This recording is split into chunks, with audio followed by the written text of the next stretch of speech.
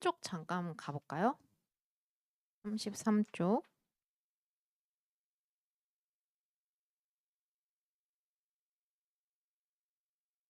요거 문제 후딱 풀어보자. 기니디.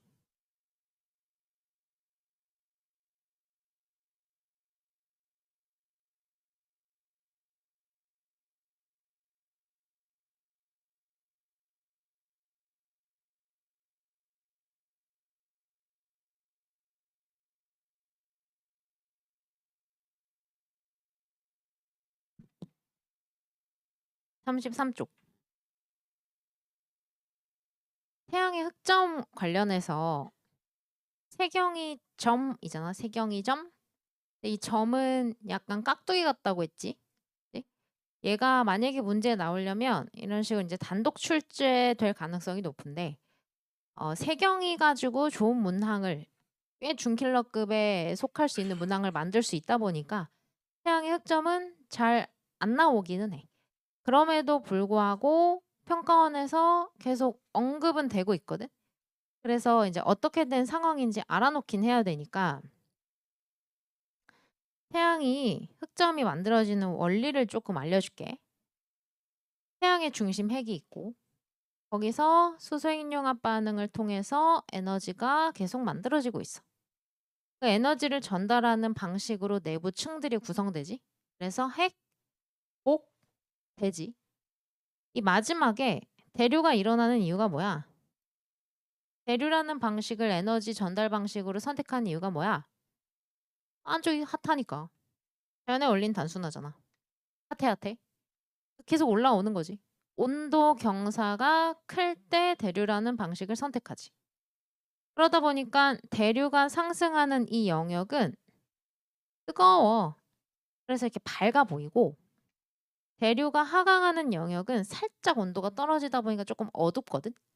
그래서 왜 우리 지원 교과서 날개축지에도 써 있고 중딩 때도 배우는 것 중에 하나가 태양의 표면은 쌀알을 흩뿌려 놓은 듯한 쌀알무늬로 구성되어 있다 그러잖아. 그게 이제 대류의 효과야. 근데 이 대류가 막힐 때가 있어.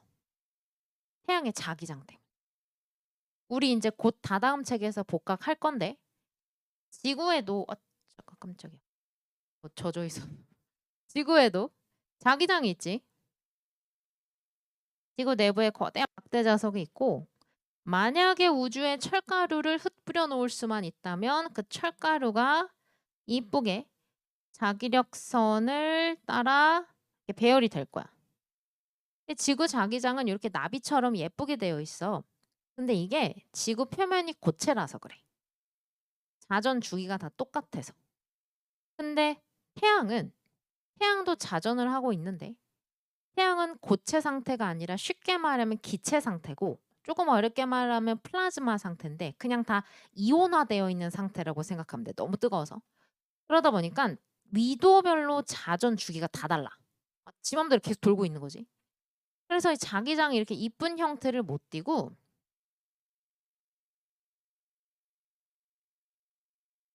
진짜 이렇게 생겼어.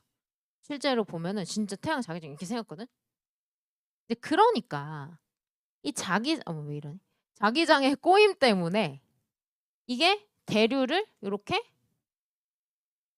막아버릴 때가 온단 말이야. 그럼 에너지가 올라와 줘야 되는데 못 올라오잖아.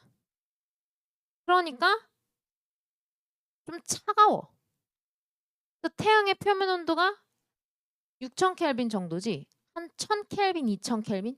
1000도, 2000도 정도 뚝 떨어져 보이니까 여기가 바깥에선 시커멓게 보이는 흑점으로 나타나는 거야.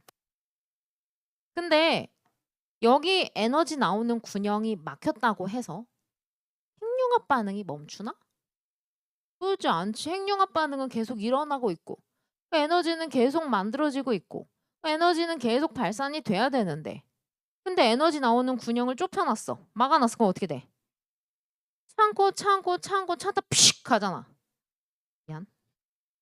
그지 막 그 호스 물 촥 하면 친구한테 막 촥 쏠 수 있잖아. 그런 느낌. 그러니까 흑점이 많아지면 주변에서 폭발 현상이 막 플레어 막 홍연 뭐 이런 거 뭔가 들어본 것 같지? 그런 게 많아지면서 아 오늘 그림 멋있네. 지구 쪽으로 쏟아져 들어오는 고에너지 입자가 많아질 수 있어. 그 흑점수의 극대 극소, 극대 극소 중감 주기가 한 11년 정도 돼. 그래서 선생님이 마지막으로 흑점을 관찰한 게 서울대 대학원 있을 때, 그때가 벌써 6년 전? 그때는 아주 태양의 표면이 깨끗했어. 잡티 하나 없이. 길봉쌤 머리처럼. 우리 내가 사랑하는 길봉쌤 깨끗 신생아처럼 막 깨끗해. 근데 이제 지금 한 6년 정도가 지났잖아. 그럼 지금 이제 극대기가 왔을 거거든. 선생님이 아직 흑점을 눈으로 오래 거 확인한 적은 없지만 그럼 이제 막 까맣게 막 생겨 있어. 그렇게 되면은 지구 쪽으로 많은 아주 고에너지 입자가 쏟아져 들어올 수 있는데 다만 하나. 이 고에너지 입자가 많이 쏟아져 들어오는 것이 반드시 지구 기온의 상승을 유발하는 것은 아닐 수 있지. 왜냐하면 다양한 요인이 있어서. 그래서 흑점수와 지구 기온의 증감 주기의 트렌드에 관련한 문제를 내려면 반드시 자료를 주고 물어봐야 돼. 이해돼? 그래서 자료를 줬을 때 지구 기온이랑 흑점 개수랑 일치한다. 그러면은 그때 자료 분석으로 문제를 이제 풀어내면 되는 거지. 그리고 니은 선지 같은 거를 은근 어버버 되는데 니은 선지 같은 걸 좀 덜 헤매려면 그 아이한테 감정이입을 하면 돼. 한대 식물 입장에 감정이입을 해. 그래서 나는 추운데 사는 앤데 지구가 더워진다? 그럼 난 더 고緯도로 도망가야 되겠네. 이 생각을 하면 좀 더 편안해질 수 있어. 오케이? 자, 다음 장 문제. 2번 문제 한번 풀어봅시다.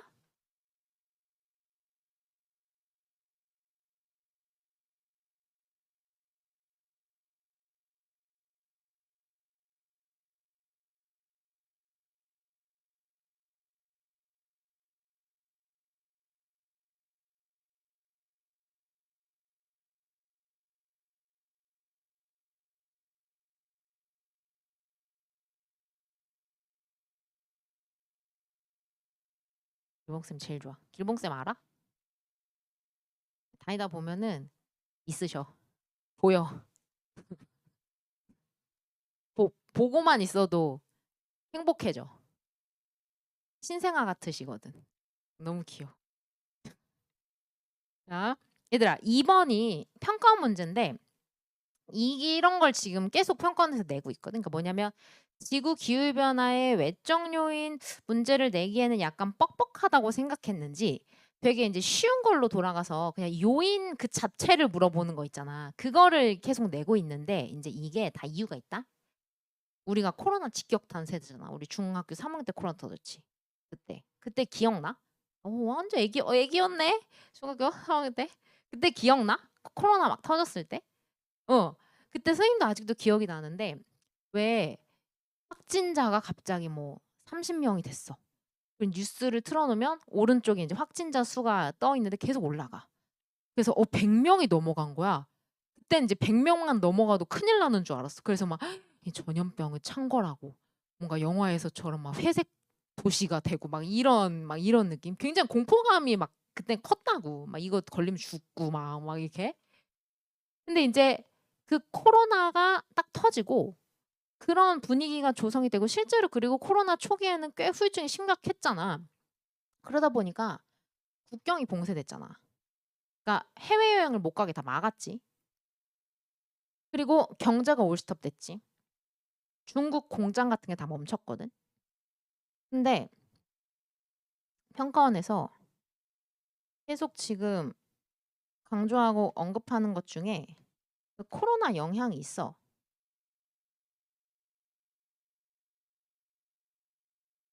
아, 다 초등학생 그린 건데. 자, 이제 코로나가 터지니까 공장이 멈췄고 비행기가 멈췄는데 이 공장 굴뚝과 비행기 똥꼬에서 많이 나오는 게 에어로졸이라고 하는 거야.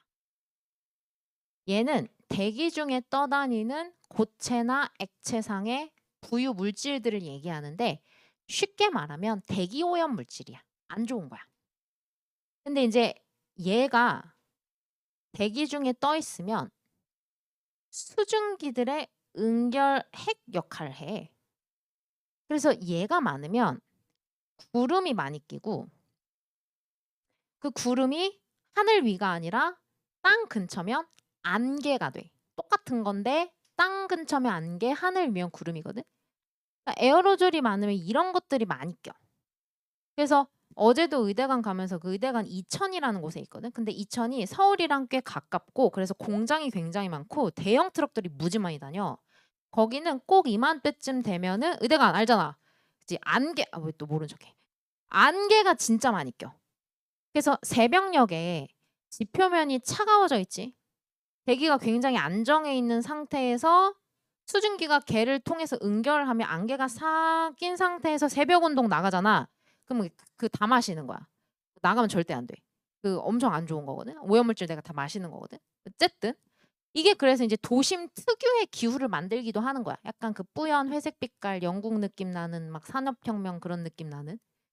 근데 코로나가 터지니까 이게 싹 없어졌네. 그러니까 대기 오염 측면에선 되게 좋았던 거야. 대기질이 깨끗해진 거야. 근데 그게 지구 온난화 측면에선 안 좋았어. 실제로 코로나가 터지고 1년 후에 논문이 하나 나왔어. 코로나로 인하여 지구 평균 기온이 상승했다고. 그 1년 후에 나왔거든. 왜? 얘네들이 사라지니까 태보기를 다 반사해 줘야 되는데 태보기가 들어와서 지표면에 흡수가 돼 버리는 거야. 왜 오늘도 좀 춥지? 어제도 좀 추웠지? 그저께부터 해 안 들어왔거든. 나는 이걸 학생들한테 알려줘야 되니까 날씨에 굉장히 민감하게 촉각 곤두세우고 있다고. 그저께부터 해가 안 들어왔어. 약간 쌀쌀해졌잖아 지금. 당장만 안 들어와도 이렇게 되는데.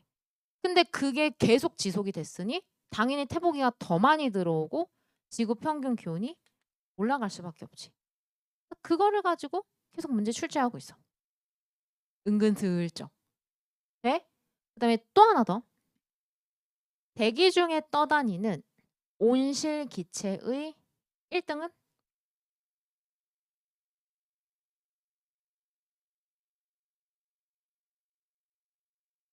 요트? 얘들아. 우리 왜 중학교 때 그 지구 대기 성분 외웠던 거 기억나? 제일 많은 게 뭐야? 그지 질소 반응성 없는 거 질소 그 다음이 산소 질소 산소 합쳐서 90% 넘어가. 그리고 이산화탄소는 0.03밖에 없어. 대기 중에 떠다니는 온실기체 1등은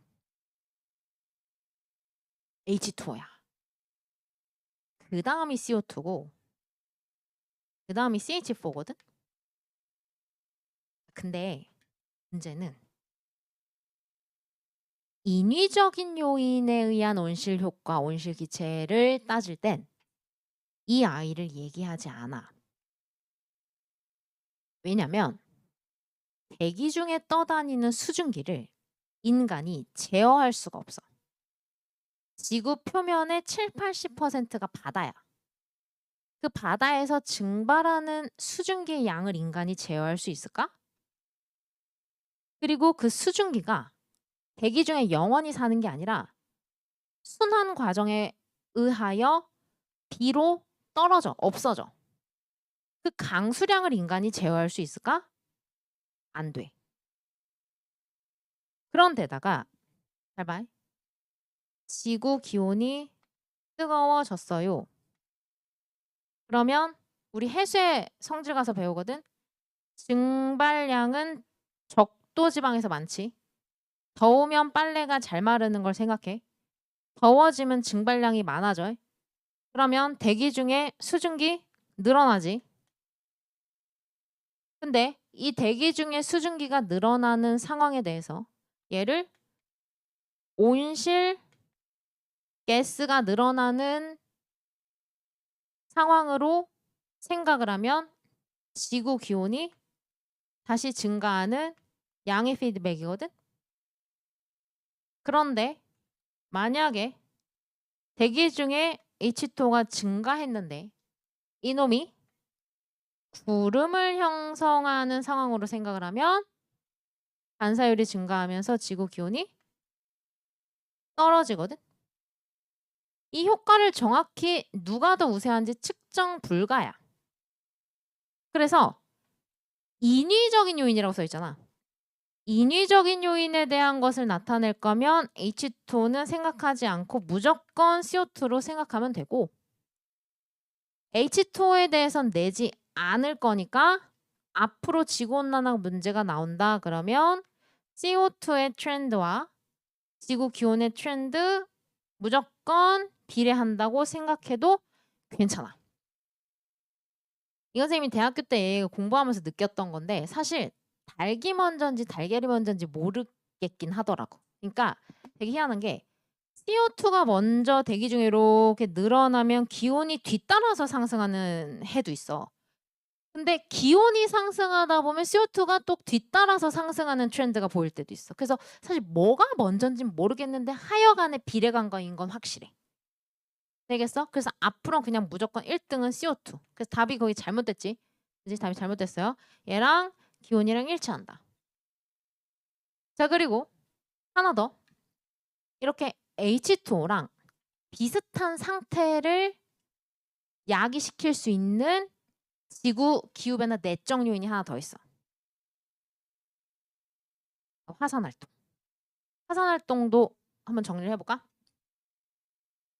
화산활동이 일어나면 세 가지 물질이 분출됨. 쉽게 외우라고? 고액기로 범주화 시켜줄게. 근데 고액기 하면 굉장히 화학 같잖아? 훈구쌤이 좋아하시겠지만 마음에 안 드니까 바꾸자. 바꾸자. 지구인 용어로 바꾸자. 고체. 화산? 멸치. 쇠설물. 이거 어디서 처음 등장해? 그렇지. 퇴적암 파트에서. 윤성이 잘하네. 퇴적암 파트에서 쇠설성 퇴적암에서 풍화침식 패밀리가 있고 화산 패밀리가 있어. 풍화침식 패밀리가 역사최. 맞지? 그거랑 똑같은 범주로 화산 패밀리가 있어. 화산 폭발에 의해서 만들어진 쇠. 분쇄되다. 부스러지다. 부스러진 암석 파편들. 해서 얘도 그 순서가 있거든? 재진아? 재진이. 우리 괴력의 소유자 재진이 어딨어? 재진이 없어? 괴력 재진. 요 순서야. 쇠자 들어가면 뭐에 따라 나눠? 부스러진 정도에 따라 나누지. 뭐? 입자 크기에 따라 나누잖아. 이 력이 니네들이 생각하는 그 력 같은 그 력 맞아. 력, 자갈, 여감 몇 미리 이상? 2mm. 그러니까 우리 생각에는 좀 다르지. 우리 맨 역 같다 욕하는 거 아니야. 역 그 자갈 같다 그러면 약간 조약돌 같은 거 생각나잖아. 근데 지질학적으로는 눈깔에 이렇게 보이는 정도면은 자갈이라고 칭해.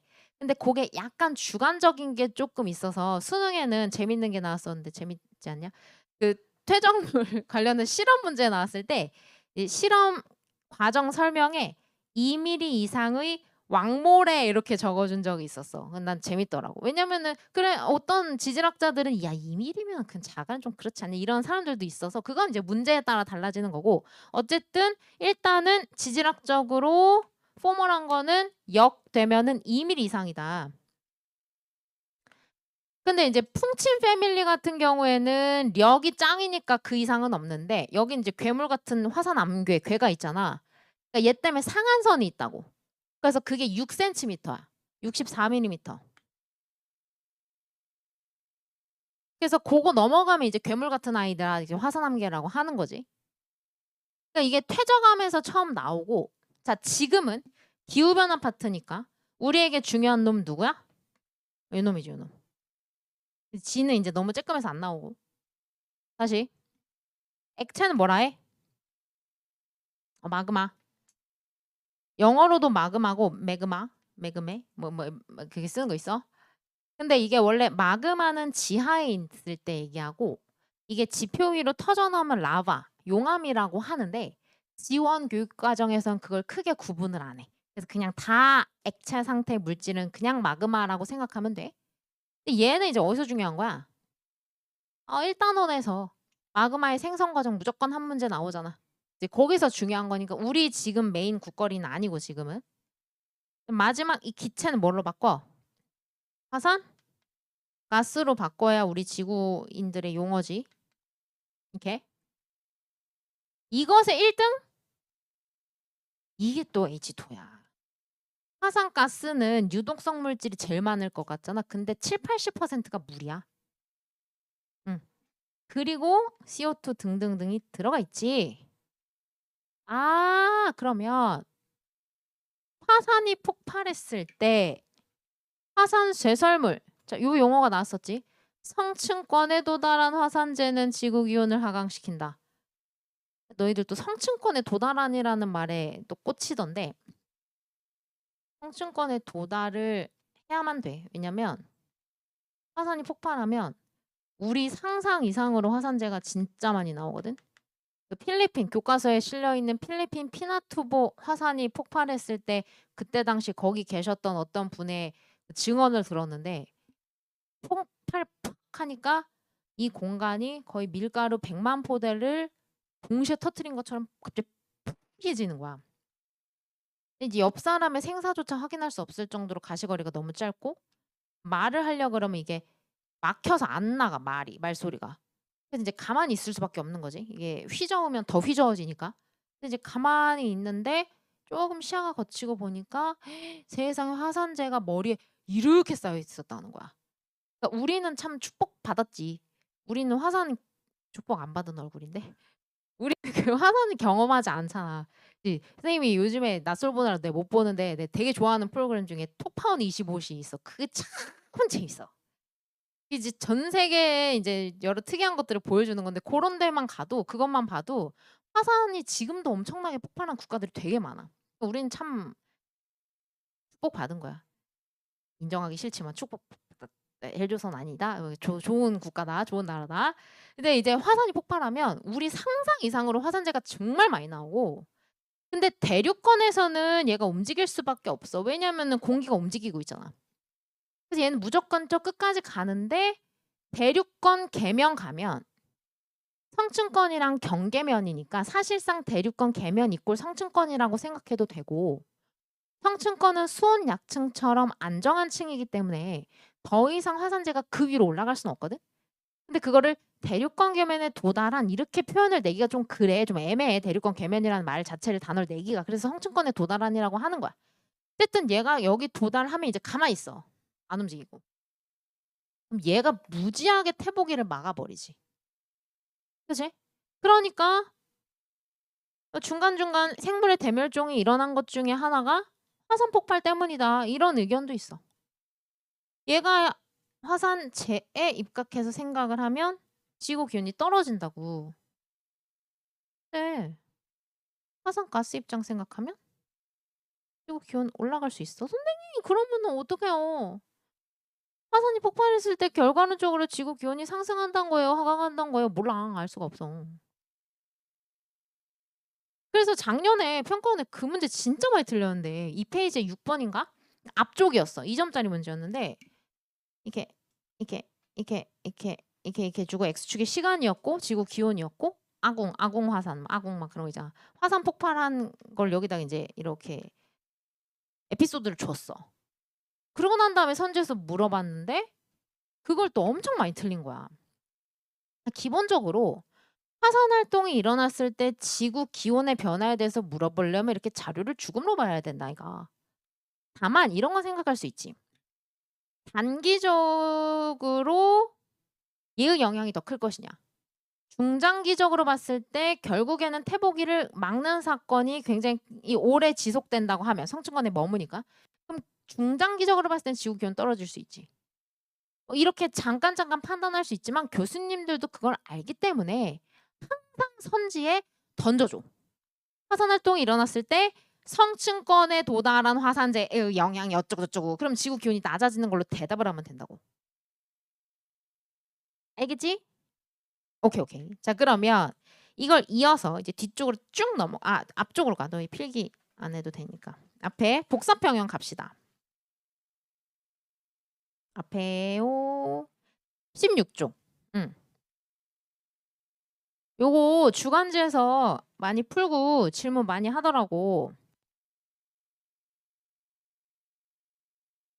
일단 기본적으로 상황 자체가 잘 빌드업이 돼 있어야 되는데 지구가 있고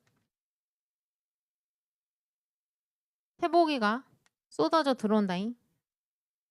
들어오는데 예전에 과학기술이 발달하기 전에는 이렇게 지표면에서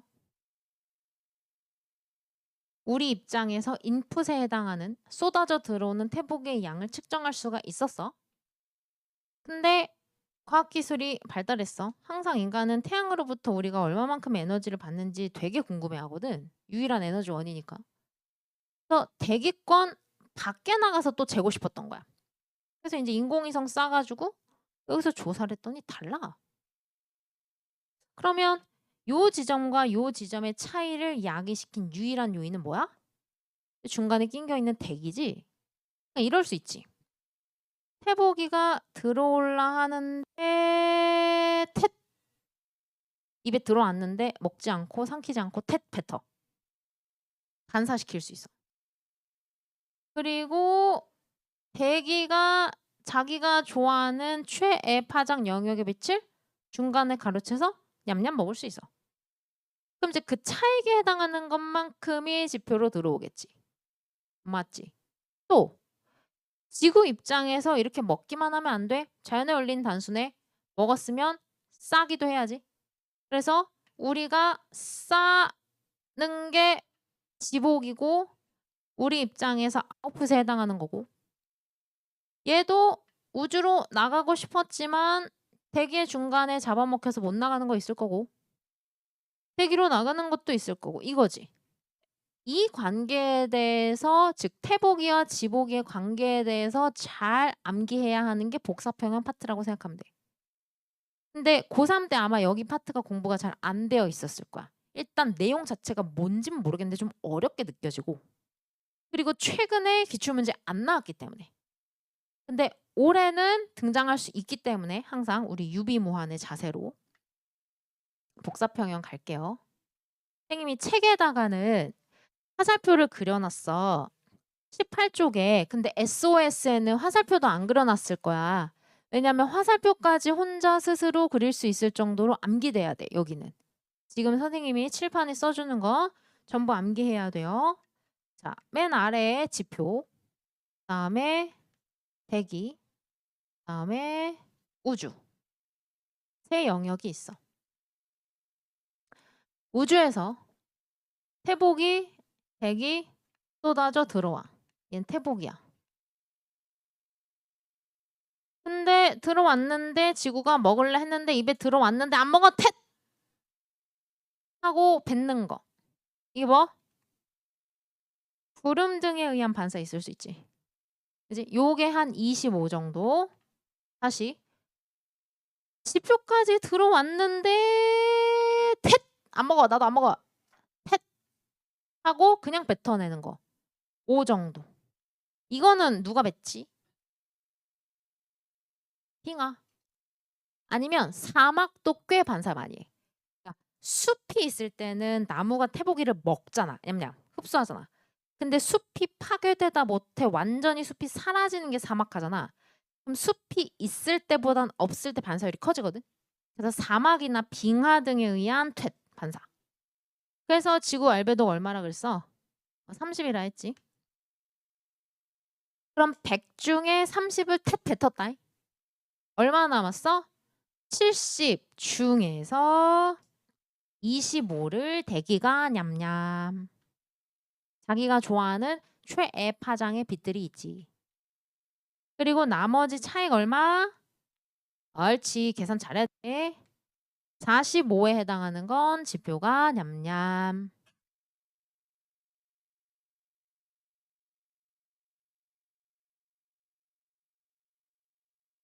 그 다음에 이 대기는 중간에 낑겨 있어서 양쪽으로 내뿜기도 하고 양쪽에서 받아들여야 되기도 하고 조금 복잡할 수 있어. 이 대기가 양쪽으로 뱉어내는 것부터 한번 볼게요. 요거의 이름이 대복이야. 대복이가 누구게? 대복이 선생님 친척동생 이름이야. 진짜야. 대기 복 많이 받으라고 지금 많이 컸어. 대복 진짜. 대복이 대기 복사. 다른 말로는 대기의 재방출이라고도 써 있어. 왜냐면 대기가 이제 먹었다가 꿀꺽 삼켰어. 꿀꺽 삼켜서 내 걸로 소화시켜서 똥 싸는 거야. 그래서 이제 재방출이라는 표현도 써. 이게 위쪽이 무조건 적어. 아래쪽이 무조건 많아.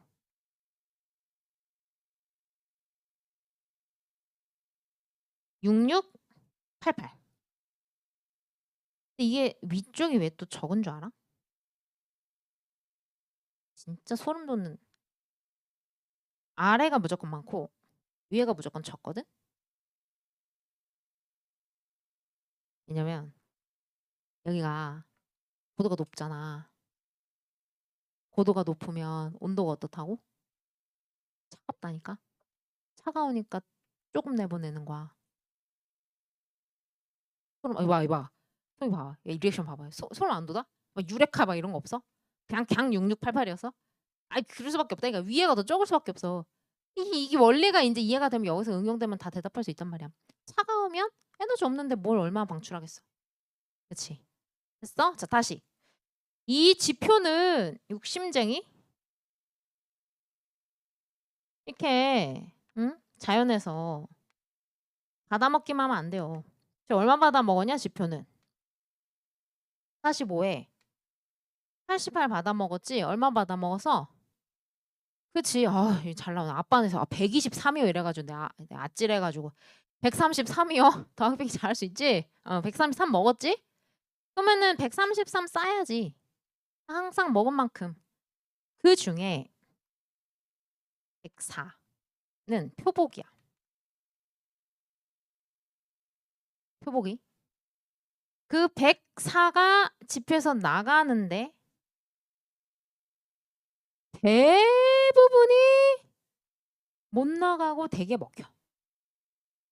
100이 먹히고 극히 일부 4만큼이 우주로 다이렉트로 지표로부터 나가. 이게 대기의 창 영역이라고 불리는 빛인데 8에서 13 마이크로미터 정도의 파장 영역의 빛은 대기에 안 먹히고 우주로 바로 나가.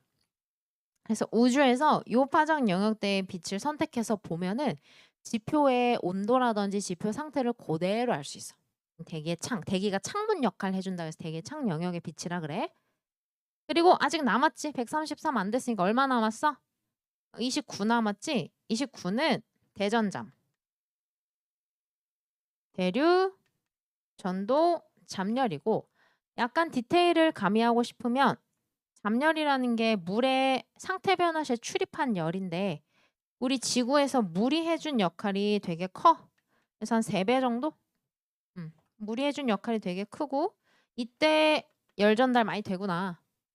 그리고 대류전도라는 또 다른 방식으로 에너지도 전달되는구나. 근데 그건 조금 적구나.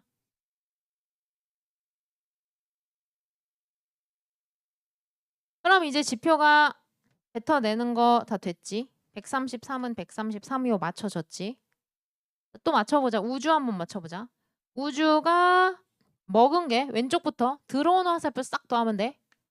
30 더하기 4 더하기 66 했고 내보내는 거 100이야. 100은 100이요. 맞지? 근데 여기서 약간 디테일 가미하고 싶으면 30은 사실은 이쪽으로 가져가줘야 돼. 왜냐면 30은 실질적으로 지구가 먹지 않았거든. 입에 들어왔는데 뱉어서 안 먹겠다고. 그래서 이건 먹은 건 아니라서 70 먹고 70 뱉은 거. 결국엔 이렇게 되는 거고. 그다음에 대기 영역 볼까요? 마찬가지. 들어오는 거. 자, 요런 건 들어온 거 아니야. 들어왔다는 뜻은 내가 씹어서 삼켜서 내 걸로 소화시켰다는 뜻이야. 근데 이거 뱉었으니까 아니지. 요게 들어오지 지금. 요런 거 들어오는 화살표 왼쪽부터 쓱 스캔. 25 들어왔고 29 들어왔지. 그다음 100 들어왔지. 돼? 얼마? 154요. 144 아니에요. 그다음에 오른쪽 얼마? 66 더하기 88. 내 뽀맞지 맞네 맞네. 이게 복사평형의 기본이지. 숫자 맞추기 수능 선지. 첫 번째 숫자를 물어봤어. A랑 B 중에 누가 커요? 이런 식으로 물어봐. 그러면 45랑 88 중에 88이 커요. 이렇게 대답하면 돼. 첫 번째로 물어봤던 게 숫자. 근데 이게 사실은 그 수능 출제자들이 이걸 낼 때도 그냥 내지 않아 절대. 그때도 얘기했잖아. 이게 45고 이게 88이면 이거 반올림하면 90인데 그럼 실질적으로 지구를 따뜻하게 해주는 근원적인 에너지는 태보기가 맞지만 대기가 없으면 지구는 매우 차가워질 거야. 대기의 온실 효과. 온실 효과는 좋은 거. 지구 온난화가 나쁜 거. 좋은 온실 효과를 굉장히 강조했던 선지인데 그냥 겉표면적으로 보기에는 그냥 A, D다 이런 식으로 물어봤거든. 별 의미가 없는 것 같지만 되게 하나하나 고심해서 만든다는 거지. 이게 기본이야. 만약에 차라리 미지수가 열 몇 개가 나와버리면 맘 편해. 그냥 외운 거 집어넣으면 되고 선생님이 알려주는 이 값 그리고 이 구조의 근원은 수능이야.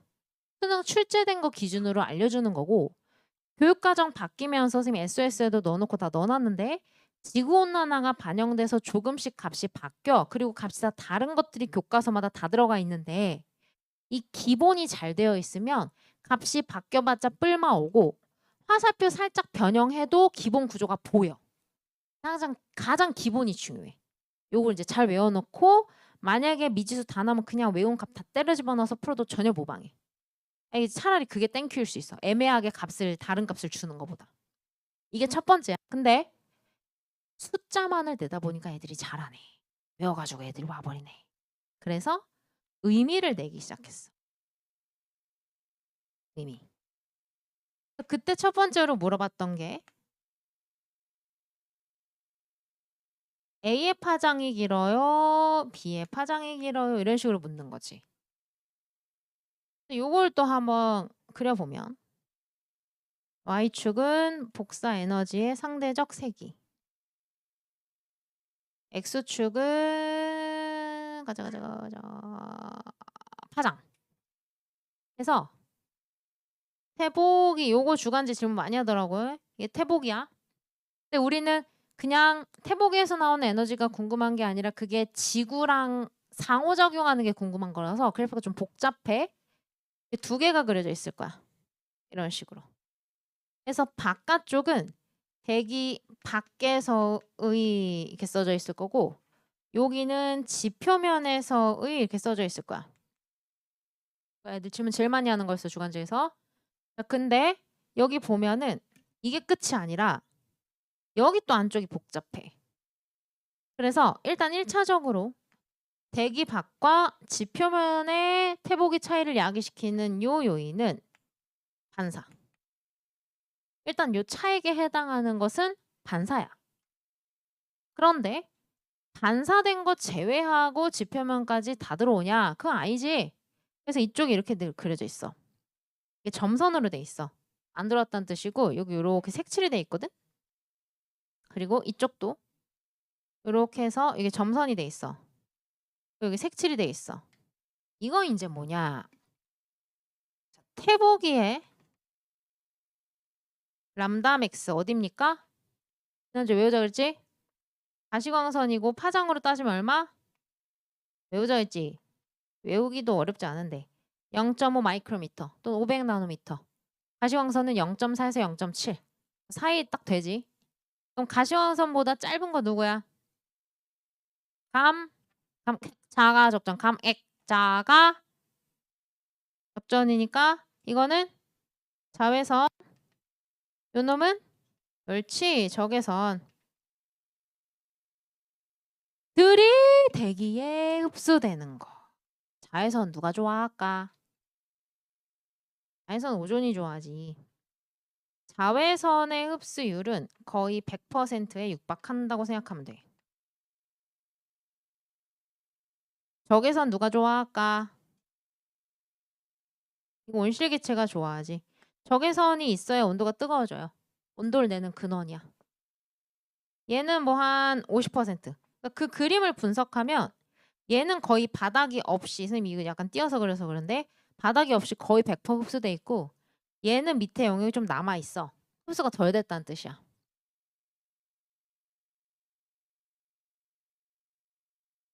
선생님 자외선 들어오지 않아요? 선크림 자외선 선크림 발라야 되는데. 실질적으로 자외선도 좀 짧은 자외선이 있고 좀 강한 자외선이 있고 긴 자외선이 있지. 파장이 하나로 결정되는 건 아니잖아.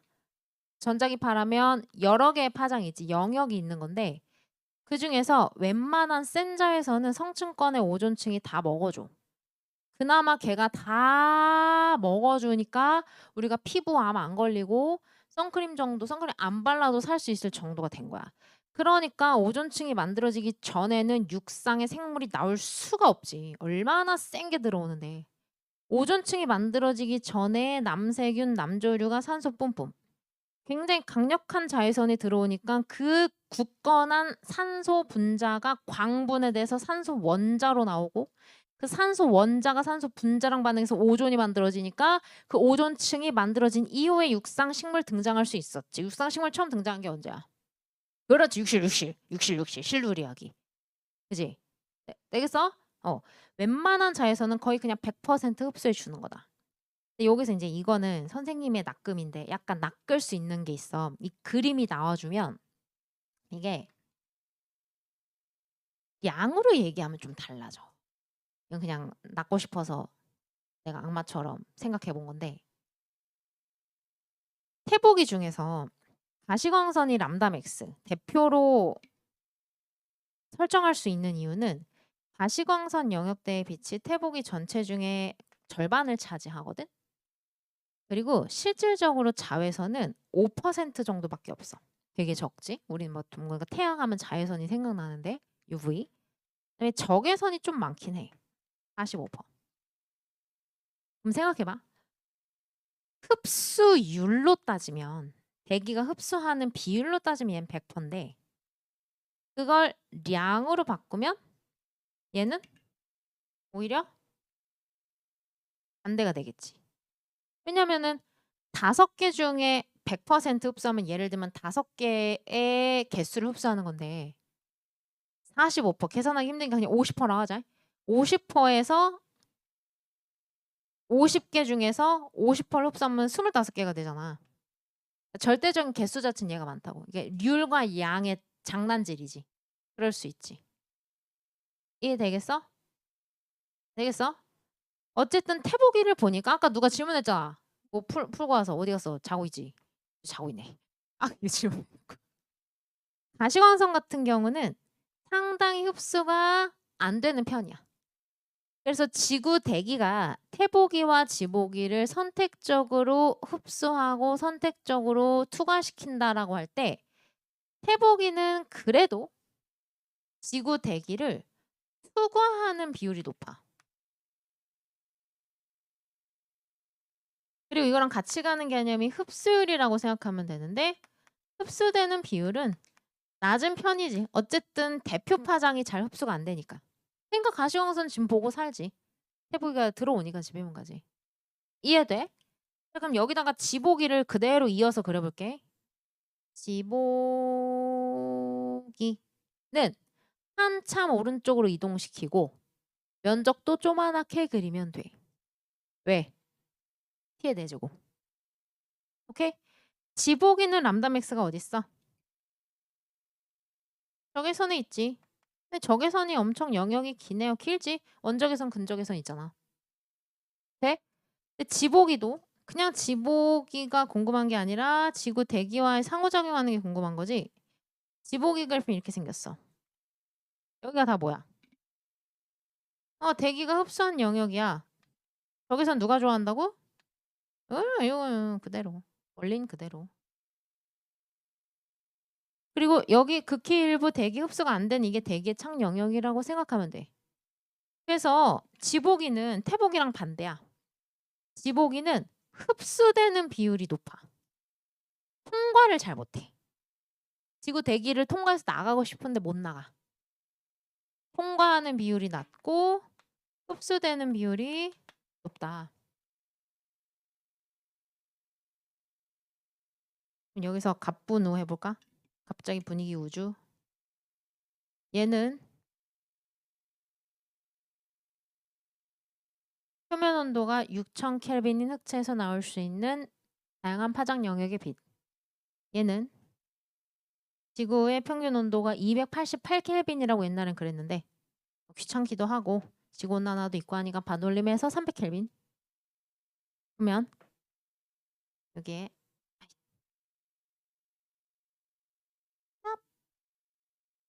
얘는 T 2.7 켈빈. 그대로 이어서 그린 거야. 한 프레임 안에. 이게 뭐야? 이게 뭐야? 우배복? 윌슨과 펜지어스가 우주 배경 복사를 최초로 발견할 때 무슨 망원경으로 발견했다고? 통신 이성용? 전파 망원경. 얘 람다맥스 어디? 어이, 여기 어디야? 전파. 맞잖아, 파장 긴 거. 맞지? 람다맥스? 맞아? 교과서에 나와 있는 그 우주 배경 복사 그림이 이거야, 그냥. 새로운 게 아니라 니 다 배운 거. 그러면 퀴즈. 이거 람다맥스 7.3cm이다. 맞아, 틀려?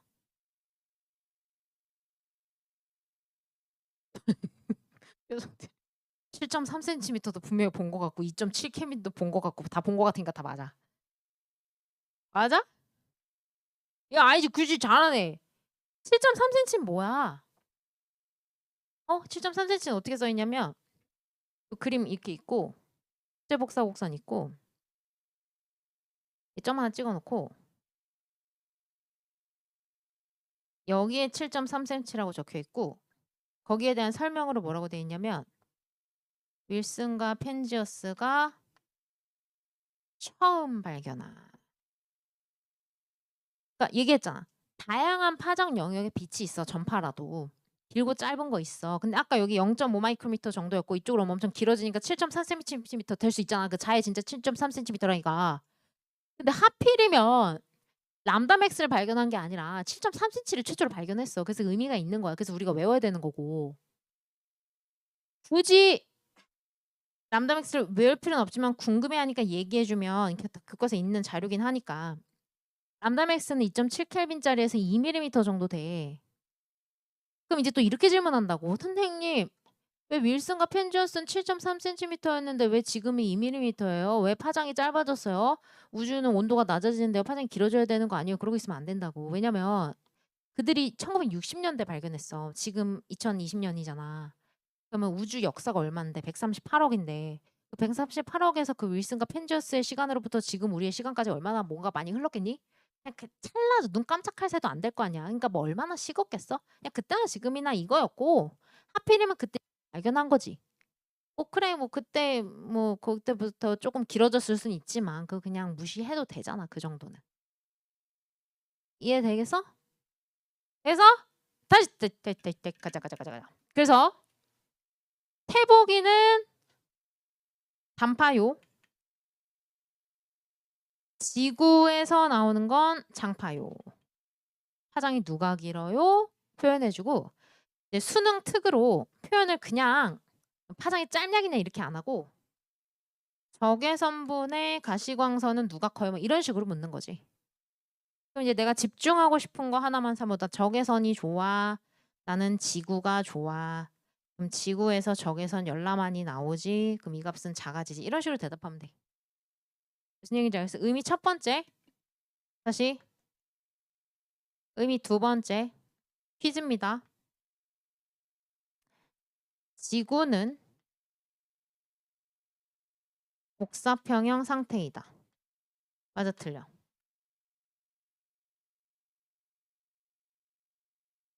왜 또 흔들려? 지금 우리가 배우는 교과서 제목이 지구의 복사평형이야. 이거 맞고, 어? 열수지 평형이다. 맞아, 틀려? 맞아. 자, 니네가 흔들리는 이유가 뭔지 알아? 너희들이 흔들리는 이유가 뭔지 알아? 지표, 대기는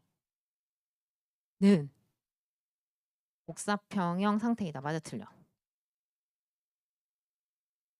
이게 틀리지. 열수지 평형은 맞아, 틀려? 열수지는 맞지. 뭐냐면 지구로 들어오는 에너지, 들락날락하는 에너지들 중에 보기들을 찾으면 복사평형인지 찾을 수 있거든? 봐봐. 지구로 들락날락한 에너지 중에 봐봐. 이거 보기 맞아? 표보기. 이거 보기 맞아? 아, 대보기. 보기. 이거 보기 맞아? 아, 태보기. 보기. 복사평형 맞잖아, 지구 전체는. 그런데 영역별로 또는 위도별로 복사평형 아니지. 지구 전체는 복사평형 맞고. 이거 볼래? 지표? 들락날락하는 에너지 중에서 보기들을 찾아봐. 보기들. 보기. 이거 보기 맞냐? 이거 보기 맞잖아. 태보기. 이거 보기 맞냐? 대보기 맞잖아. 우리 대보기. 이거 보기 맞냐? 이 포보기 맞잖아. 누가 아니야? 이거 보기 아니지. 복이 뭐야? 복. 아이. 뭐? 전자기파를 통해서 에너지가 전달되는 방식을 얘기하잖아. 매질이 필요 없다고 얘기하잖아. 대류 이런 건 매질 필요하잖아. 물질이 직접 에너지를 가지고 전달해야 되니까. 전도도 마찬가지고. 서로 다른 에너지 전달 방식. 그러니까 뭐 때문에 망했어? 얘 때문에 다 망했지. 보기들인데. 그래서 수능에서 복사 평형이다 아니다 이렇게 단정적으로 얘기하지 않고 풀어서 얘기해. 들어오는 에너지와 나가는 에너지 중에 앞에 복사를 슬쩍 붙여서 그게 같냐 다르냐 이런 식으로. 되겠어요? 자, 세 번째 제일 중요한 거 여기까지만 합시다. 세 번째.